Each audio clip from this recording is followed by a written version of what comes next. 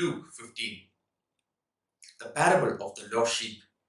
Then all the tax collectors and the sinners drew near to him to hear him. And the Pharisees and scribes complained, saying, "This man receives sinners and eats with them." So he spoke this parable to them, saying, "What man of you, having 100 sheep, if he loses one of them, does not leave the 99 in the wilderness and go after the one which is lost until he finds it? And when he has found it, he lays it on his shoulders, rejoicing.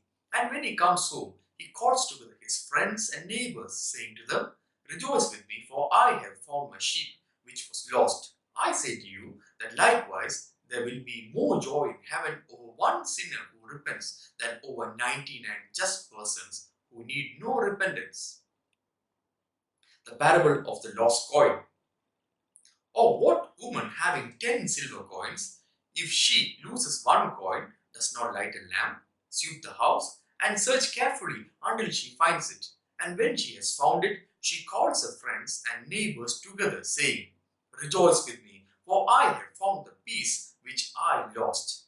Likewise I say to you, there is joy in the presence of the angels of God over one sinner who repents.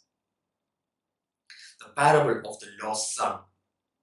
Then he said, a certain man had 2 sons, and the younger of them said to his father, "Father, give me the portion of goods that falls to me." So he divided to them his livelihood. And not many days after, the younger son gathered all together, journeyed to a far country, and there wasted his possessions with prodigal living. But when he had spent all, there arose a severe famine in that land, and he began to be in want. Then he went and joined himself to a citizen of that country, and he sent him into his fields to feed swine. And he would gladly have filled his stomach with the pods that the swine ate, and no one gave him anything.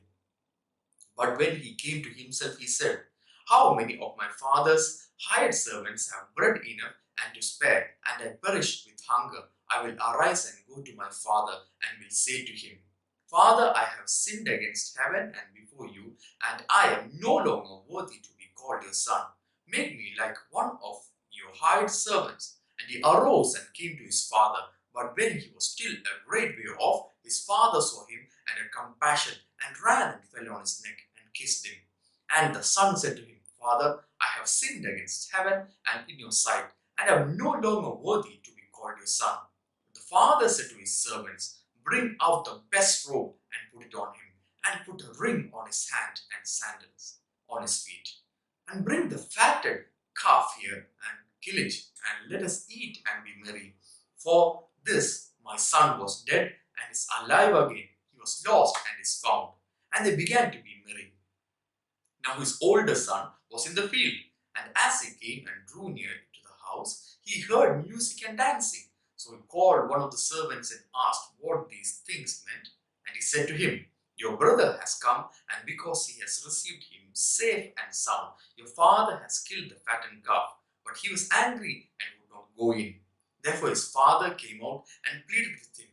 So he answered and said to his father, 'Lo, these many years I have been serving you. I never transgressed your commandment at any time, and yet you never gave me a young goat, that I might make merry with my friends. But as soon as this son of yours came, who has devoured your livelihood with harlots, you killed the fattened calf for him.' And he said to him, 'Son, you are always with me, and all that I have is yours. It was right that we should make merry and be glad, for your brother was dead and is alive again, and was lost and is found.'